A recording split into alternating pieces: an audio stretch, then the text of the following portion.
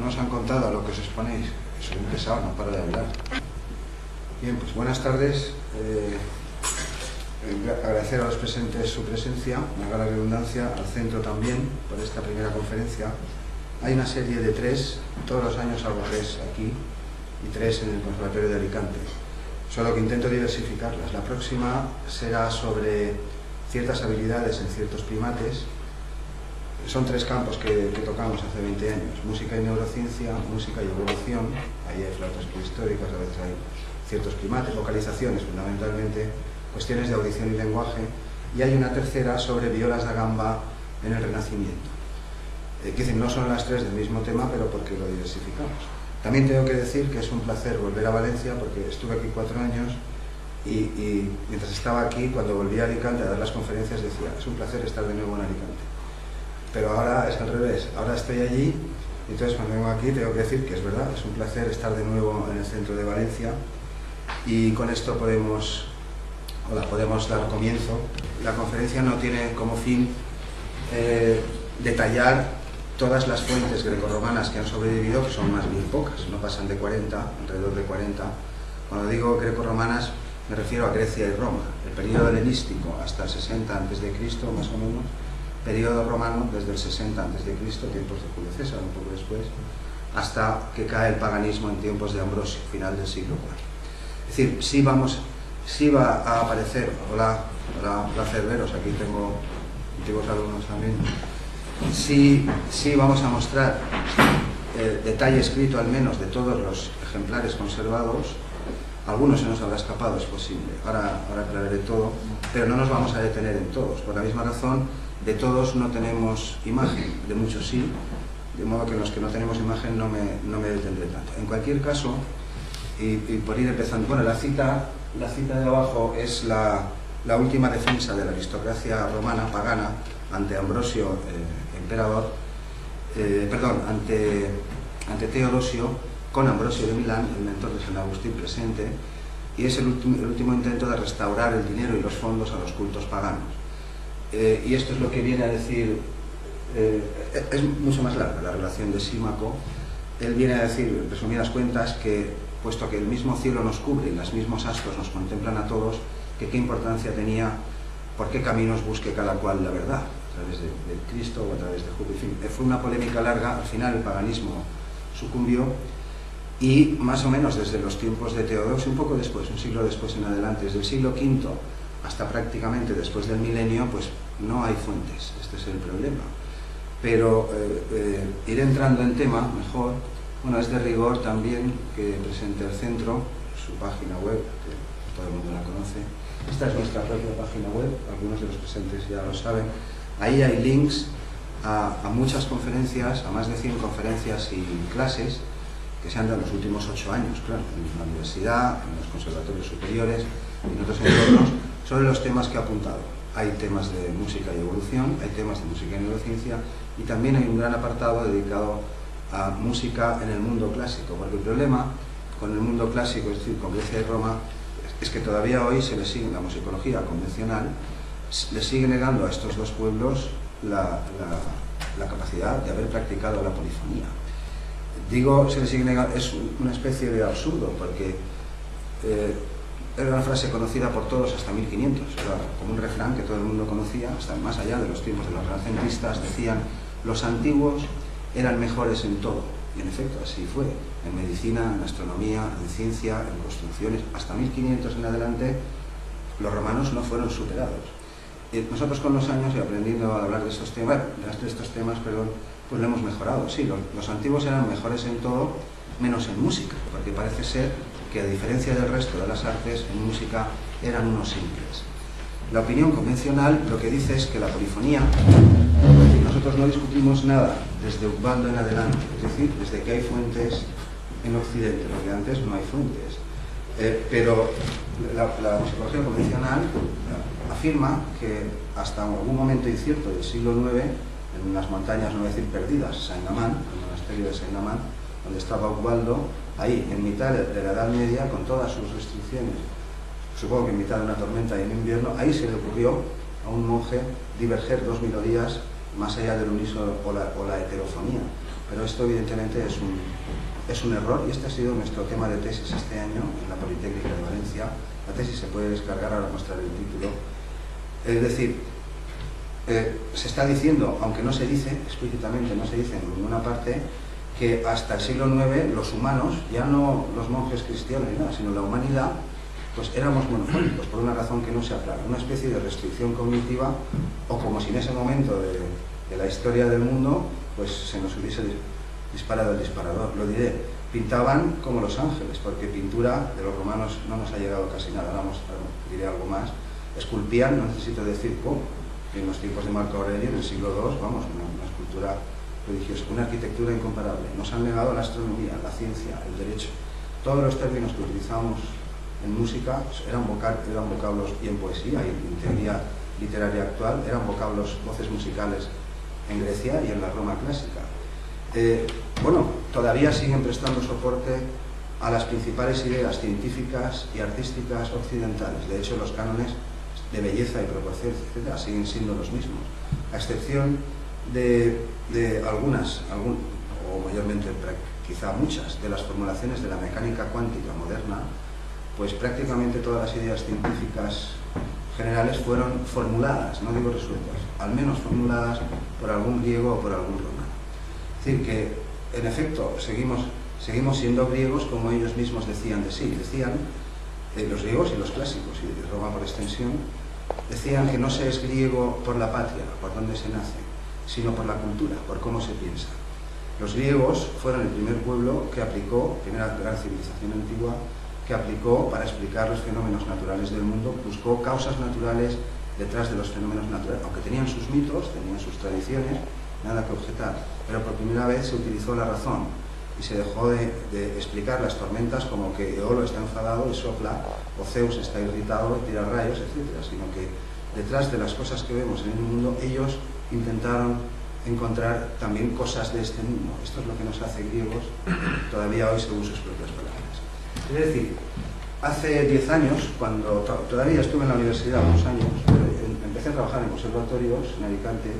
Claro, me había enfrentado a músicos, porque pues en Historia del Arte y Magisterio pues también había algún músico, pero no era lo habitual. Es decir, yo soy músico entre músicos, claro, no puedo hablar del mismo modo general, sino que creo que tenían que hablar con mucha más propiedad y mucha más precisión. Y ahí me di cuenta, más bien en las primeras clases, pues que había una serie de instrumentos que tenemos aquí, que existían ya en tiempos de Eurípides, incluso en el siglo IV, como gaitas.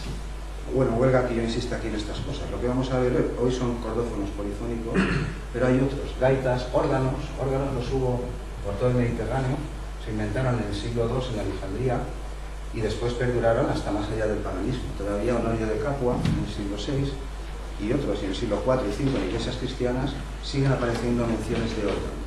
Es decir, nos dimos cuenta que no había ni siquiera en inglés publicaciones especializadas que hicieran una relación de cuántas fuentes iconográficas de gaitas han sobrevivido.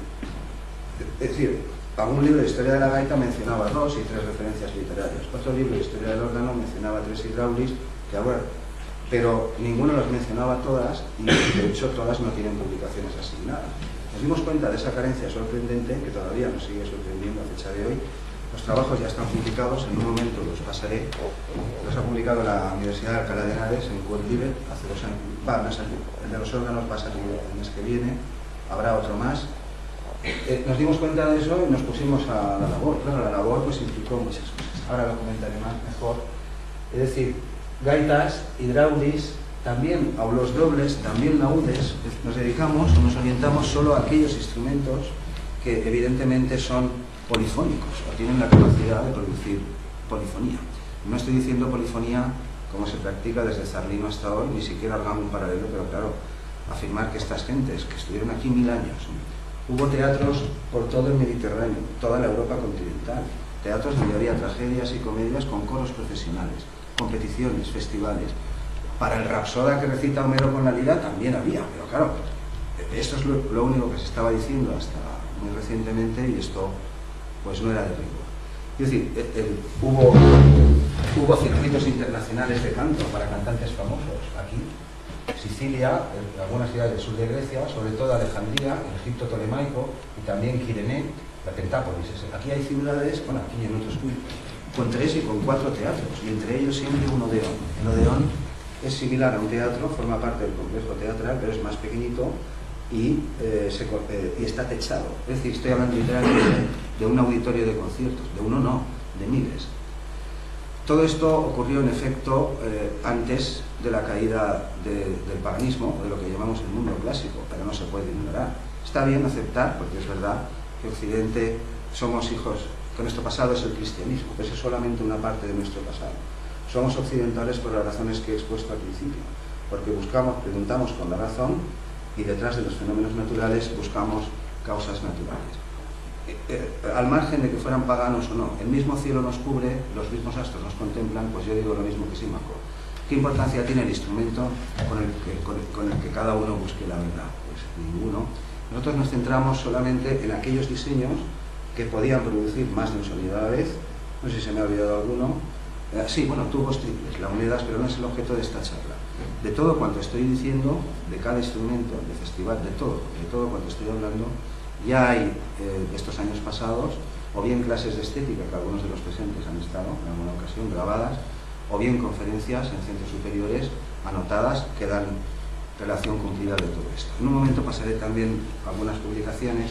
Bueno, esto lo tenía por objeto ilustrar esto, que a partir del 600 a.C., más o menos, los tiempos de Pericles, pues en Grecia, pero después en todo lo que es el imperio, pues se observan un montón de fenómenos musicales que evidentemente no tienen nada que ver ni con el occidente cristiano ni nada. Es un milenio. Bueno, avanzaré un poquillo más por no detenerme.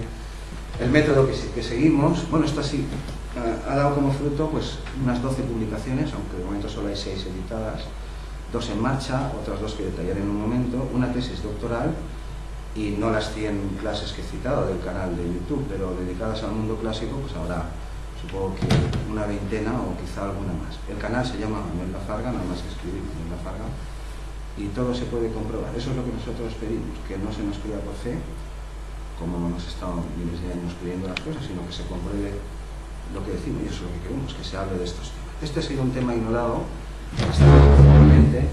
Claro, primero nos dedicamos durante estos últimos 8 años pues, a buscar todos los artículos en inglés y en cualquier idioma que pudiésemos comprender, reunir esas fuentes.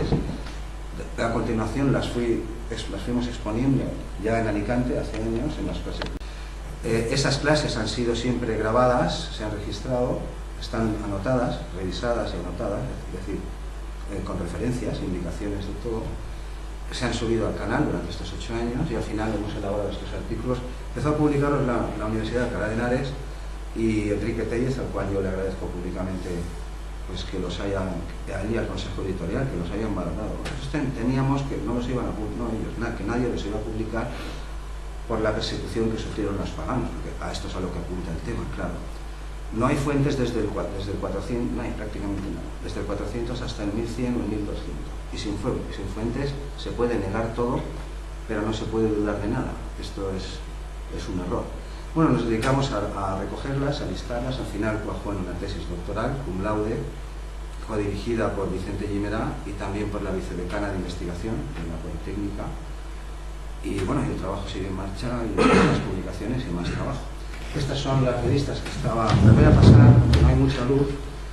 Aquí solo están las 3 primeras. Una dedicada a los laudes, que es el tema cordófonos, empezaré en un momento. Y 2 más, en 2 partes, dedicadas a las gaitas. Todas las fuentes conservadas, tanto iconográficas como literarias, entre el siglo VI a.C. y el 5, más o menos hasta los tiempos de San Agustín aproximadamente. Este es un solo artículo, pero está en 2 bloques. En la primera parte están las gaitas y en la segunda parte están las launedas o tubos triples, que es el instrumento por excelencia de Cerdeña. No sé si alguien sabe de qué estoy hablando. Launedas se llaman. Bueno, pues ya cerrando el artículo, para enviárselo a Enrique Tellez los paso y lo podéis ver como queráis. Hay una tabla así al final, donde se registran todos los ejemplares. Digo, ya cerrando el tercero de ellos, el de las launedas, pues ya a punto de enviárselo. recogiendo los trastos, como se dice, nos encontramos con un escándalo famoso que hubo hace 3 siglos en Roma, con el mejor anticuario romano que dibujó un sarcófago, Francesco de Cicoroni. Dibujó el mejor anticuario arqueólogo durante 50 años, medio siglo, la voz más autorizada de Roma. Encontraron un sarcófago anterior a los tiempos de Constantino, del siglo II, y allí en la tapa había 8 cupidos y uno de ellos tocaba tubos triples. De los tubos triples no hay noticias, lo resumiré muy rápido y ya entramos en materia. La primera launeda conservada es del siglo VIII a.C. Es una estatuilla de la civilización nuraghe, que es una civilización que floreció en Cerdeña, de la cual no sabemos apenas nada, porque no hay registros escritos. Y las fuentes romanas que hablan de ella son muy tardías. Nuraghe, no hay más que escribir en Google, Nuraghe con GH, son una cultura de túmulos y torreones que ocupa toda Cerdeña.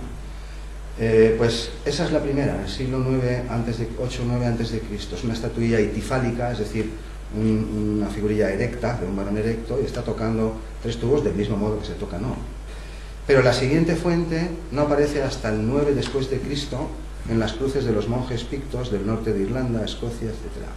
Mientras que la que hemos encontrado, de Francesco de Cicoroni, es del siglo II después de Cristo. Es decir, que para un intervalo de 1500 años ha aparecido la fuente. El Vaticano ha dicho que la tiene el sarcófago, y pronto, cuando ellos nos den entrada, iremos a comprobar si lo que decía Francesco de Cicoroni y lo que nosotros estamos sosteniendo pues es cierto. Aparte de estas dos, estas que he citado, es decir, la itifálica, la de Cicoroni, que se verá pronto, lo que hay ahí, y después, desde los monjes pictos del siglo IX hasta las cantigas de Santa María, hay 12 fuentes más.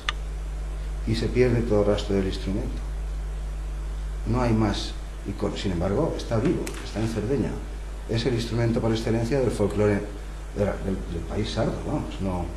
Ha estado ahí siempre, sin embargo, hay muy pocas fuentes. Con estos instrumentos que seleccionamos, estas son las mismas revistas que estaba citando, simplemente para agradecer, como he dicho también, a la Universidad de Alcalá de Henares, al Aula de Música, a Enrique Tellez y al Consejo de Redacción, pues haber considerado nuestros trabajos y haberlos publicado, porque además del recuento de fuentes, claro, aludimos también a la polémica cristianos contra paganos como una de las causas de que apenas hayan sobrevivido ejemplares. En el caso de los instrumentos que decía, pues lo tenemos en preparación, acabaremos pronto. No aulos dobles, pues se solía decir que los aulos eran similares, ¿no? Bueno, esto es lo que se ha estado diciendo todo el tiempo sin decir nada, que producían los mismos sonidos, que duplicaban a la octava de telefonía, dos notas diferentes, dos sonidos diferentes, no, eso para nada. ¿Por qué? Pues no sabemos, porque lo dijo Girolamo May o porque las autoridades eclesiásticas consideran. No hay ninguna razón.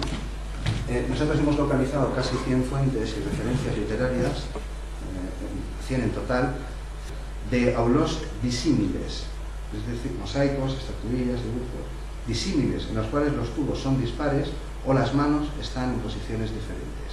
Incluso hay casi una decena, entre ellas varias egipcias, en donde las manos están cruzadas, tubo sobre tubo. En el caso de las gaitas era inexistente, y aquí nuestra publicación ahora es exhaustiva, es decir, ha revisado todas las conocidas. En inglés no existe estos trabajos. Eso nos place, a la vez también nos sorprende, pero lo único que hay a fecha de hoy son estas revistas que estoy pasando. En el caso de las launeras, que son las que estaba citando, esta es la estatuilla etifálica que he citado del siglo VIII a.C., en Cerdeña. También era inexistente, aunque había buenos trabajos de Barnard y Brown, un par de investigadores, pero ninguna tampoco las reunía todas. La nuestra ahora es exhaustiva, es la segunda parte de las. En el caso de los laúdes y los órganos no eran inexistentes, sino que hace 50 años más, no, por ahí, se publicó un artículo, esto es un artículo a cargo de Winnington Ingram y Higgins. Es un artículo que sigue siendo un clásico, lo mejor que hay, la única completa sobre laúdes. Pero 50 años, ellos en su tiempo, en el artículo también lo dicen, ya se quejaban diciendo que este era un tema ignorado al que nadie prestaba atención. Lo tengo que decir, miramos al mundo clásico, miramos a sus instrumentos polifónicos, buscamos en la literatura mundial y nos dimos cuenta de que allí no había nadie, que las estancias estaban vacías y que está todo por hacer. De modo que nos pusimos a la tarea, recopilamos los instrumentos, todos los datos que pudimos durante 8 años, y después hemos empezado sistemáticamente a elaborar un artículo para cada uno de estos tipos instrumentales. Durante 1000 años, o casi, durante muchos siglos, antes del cristianismo, hubo gaitas, hubo órganos, hubo aulos dobles en los entierros, no faltaban. Hubo laúdes y hubo arpas, y además, por supuesto, también podrían cantar unísono, y eso no lo estoy negando. El gusto por la monofonía, pues cualquier, sobre todo si estás solo, pues cantas, no puedes cantar a varias voces. Pero si tienes un instrumento con 20 cuerdas y eres un músico profesional y no estás en el culto delante de las autoridades o lo que te estén exigiendo, no se te va a ocurrir usar una quinta, que estamos entre músicos y puedo decirlo, claro, una quinta, si las quintas ya existían. En el caso de los órganos pasaba algo parecido. En el 71, en realidad unos años antes, esta es la versión inglesa, se publicó una relación exhaustiva. Este es un libro fantástico, hasta el siglo XIII, solo llega hasta el siglo XIII. En la Edad Media también hubo órganos, solo que no ha llegado ninguna representación de ningún tipo. Solo algunas fuentes literarias medievales los mencionan, Beda el Venerable, Alcuino, bueno, algunos monjes medievales los citan, pero no hay más rastro. En estos dos, en efecto, había un precedente ilustre, el de Higgins y Willington Ingram, y el de Jean Perrot, que son lo mejor que se ha escrito sobre esto, pero nosotros lo hemos actualizado, claro. Han pasado más de 50 años y en nuestras publicaciones aparecen algunas fuentes más de las que yo les mostré. Avanzaré un poquillo, ahora iremos un poco más rápido, sobre todo al comienzo. Bueno, esta es la tesis que se leyó hace poco, y este es el Odeón de Herodes Ático, donde todavía hay conciertos aquí en Atenas. Este Odeón tiene 8.000 de cabida, es más grande que el Palacio Real. Esto estaba techado. Este no es el de Pericles. El de Pericles se construyó en el siglo V a.C. Este se construyó en el 120 después de Cristo. Lo construyó un ateniense romano, o un romano ateniense, un nativo de Atenas, el banquero de Atenas lo construyó. Y por aquello que decía de que en efecto los antiguos fueron mejores en todo, menos en música, que ha sido nuestra aportación, porque es decir, están suponiendo la musicología, o dejando que se suponga eso, que según vamos hacia atrás en el tiempo, pues las cosas, la armonía, la polifonía es cada vez más simple. Esto se puede observar en la historia de Occidente sin ningún reparo, ya lo he dicho al comienzo. Nosotros no discutimos nada, desde que hay fuentes, de Ubaldo en adelante. El canto gregoriano era monódico, estamos hablando de canto litúrgico, y eso también hay que tenerlo en cuenta. No de las fiestas, no de los ambientes civiles, de lo cual no tenemos ni noticia. Es decir, el gregoriano en tiempos de San Gregorio y después era a unísono. Con el tiempo, algunos de los presentes sabrán de estas cosas. La Iglesia autorizó también la homofonía del canto paralelo de octava, el órgano paralelo de octava. Todo esto antes del año 1000. Y un poco décadas después también autorizó el órgano paralelo por quintas y después por cuartas, es decir, el mismo orden de la serie. Y entramos en el Renacimiento y ya se admite pues una paleta armónica importante. Las terceras y las sextas, en el barroco, incluso antes, en tiempos de Peri y Monteverdi, no necesitaban prepararse cuando acompañaban ciertas palabras gruesas. Pero si seguimos avanzando, el romanticismo ya explora la paleta tonal, la serie armónica, hasta los límites de la tonalidad, que es el semitono. Más allá del semitono, la tonalidad, por ejemplo, Strauss entra y sale de la tonalidad cuando quiere, pero sigue siendo tonal. Más allá del romanticismo es el siglo XX y ahí ya nos desmadramos, microtonos, estojados y todo lo que haga falta. Es decir, esta progresión, en efecto, es observable en Occidente desde que hay fuentes y no se discute. Pero si vamos hacia atrás veremos lo absurdo de extrapolar esta proyección a 1000 años antes de Cristo. Es decir, yo soy romántico y utilizo los 12 sonidos de la octava para modular por donde a mí me dé la gana, porque tengo ya capacidades, instrumentos muy potentes. Me voy al barroco, que es el discurso de la tonalidad, y a ciertas disonancias no están bien vistas, aunque de hecho Bach y muchos autores tienen 11avas y 13avas y no pasa nada, pero así como de paso de relleno, voy hacia atrás en el Renacimiento, la cosa es más simple, y voy al gótico y llevo al órgano paralelo y voy restando y llevo otra vez a la monodia gregoriana. Ya, ¿y antes qué? Notas largas. Bueno, esta gente estuvo aquí 1000 años, nos da soporte todavía, esto es lo que estoy diciendo. Este Odeón era un Odeón, era el Odeón de Trallés. Trallés es una ciudad de Asia Menor y ahí, esto lo cuenta Vitruvio, y muy cerca está Alabanda. Pues Apaturios de Alabanda fue uno de los pintores más famosos de la antigüedad clásica y le encargaron decorar la escena de este Odeón, que no es un teatro, era una sala de conciertos, y lo hizo tan bien, según las palabras de Vitruvio, que el Consejo de la Ciudad se lo hizo borrar y le obligó a pintarlo de nuevo. Esto es lo que queda hoy día del Odeón de Tallers. Quiero decir, lo que hoy vemos solo son ruinas y ecos, como es el título de la tesis, ecos, de un mundo que duró 1000 años, que fue eminentemente musical, que esto no se puede decir de ningún otro pueblo de este mismo grado. Los griegos eran su habla, su vida, a todas horas.